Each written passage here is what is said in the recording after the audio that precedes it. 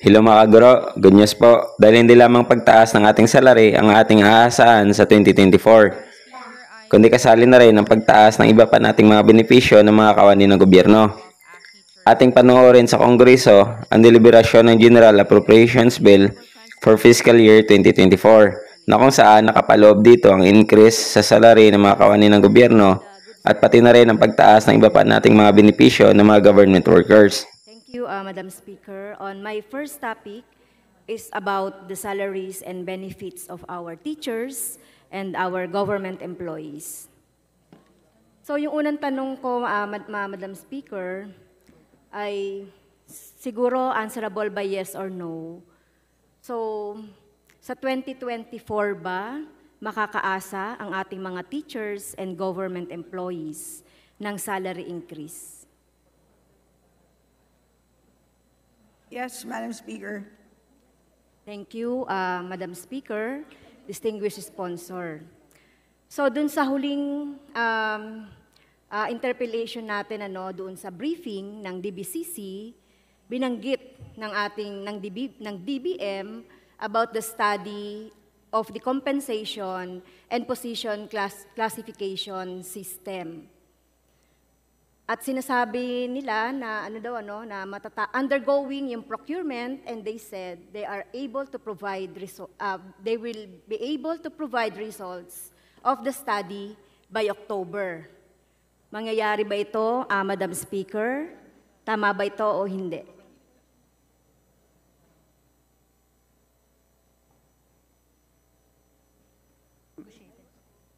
Madam Speaker, unfortunately, nagkaroon ng failure sa bidding, and therefore magkakaroon po ng negotiated procurement, in which case magkakaroon po ng kaunting delay sa ating pag-aaral. So sinasabi din ng DBM, Madam Speaker, na yung salary increase ay magaganap. And siyempre mag-a-approve tayo ng budget before 2024.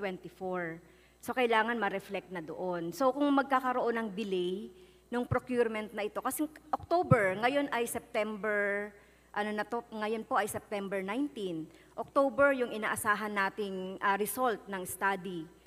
At magkakaroon ng so November, December, maipapasa na yung batas or hopefully yung GAA 2024. So maihabol ba ito doon sa 2024 budget? Kasi ang sagot kanina, magkakaroon talaga ng salary increase. Pero nakadepende, Madam Speaker, ang salary increase doon sa binanggit kong study kanina. So do you think magkakaroon pa kayo ng enough time on our dito sa budget natin, sa seasonal budget natin, on budget season para ma-effect yung sinasabing salary increase? If ever naman po na magkaroon ng delay, pwede naman pong gawing retroactive. So meron naman pong commitment na makukuha po nila ang buong salary increase na prinamis po sa kanila. Okay, so ilang buwan natin makikita yung delay? May araw ba, may weeks yung delay ng procurement ng study?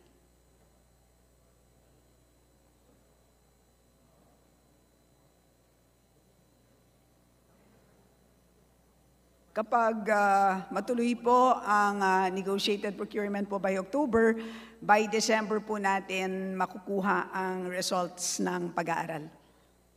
Madam Speaker. So may habol pa natin yan? Tama po, budget. Madam Speaker. Okay, thank you. So yun lang yung gusto natin. So may binanggit na 16.95 billion and another 70 billion na manggagaling sa 93.9 billion.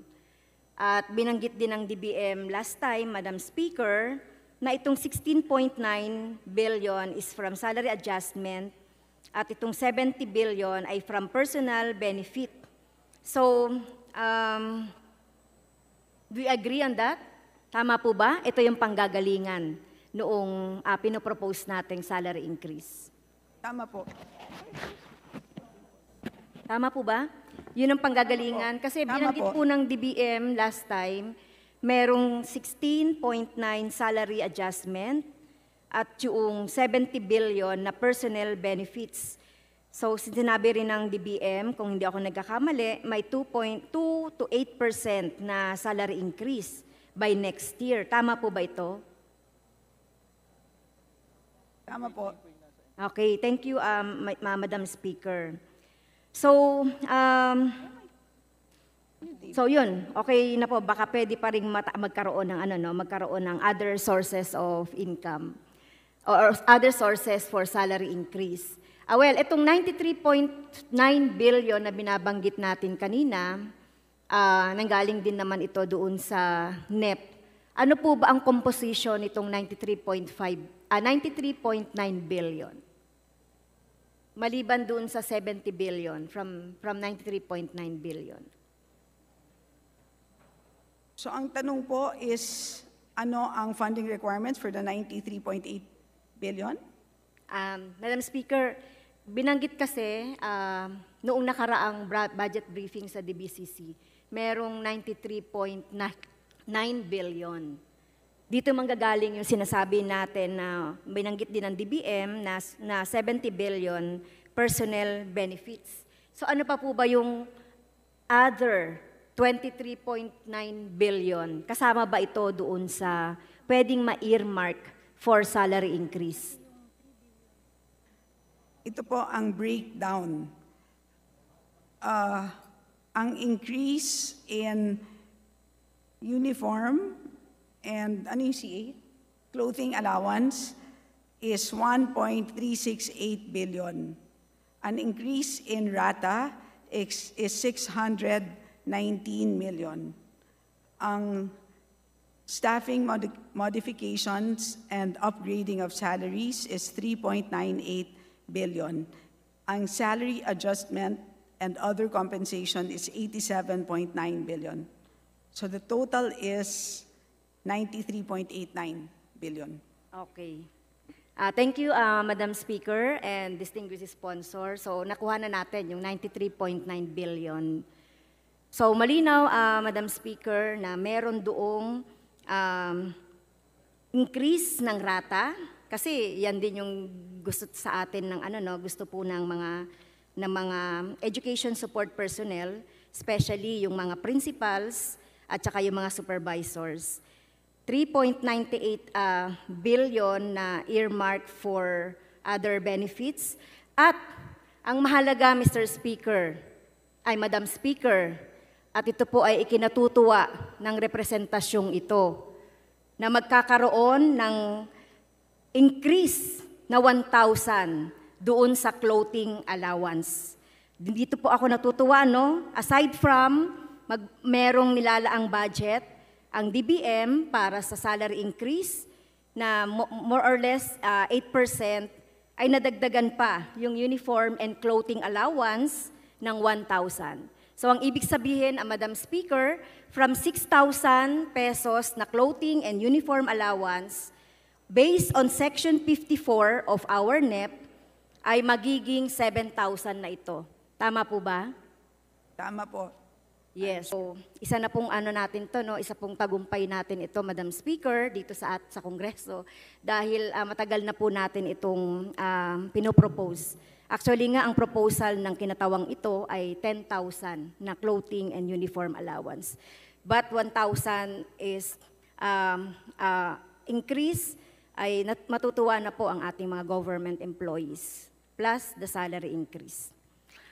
Okay. Ayan mga kaguro, magandang balita po ito sa ating mga kawani ng gobyerno. Dahil by 2024 ay sigurado na po yung increase natin sa salary, kasama na rin dito yung iba pa nating mga benefits.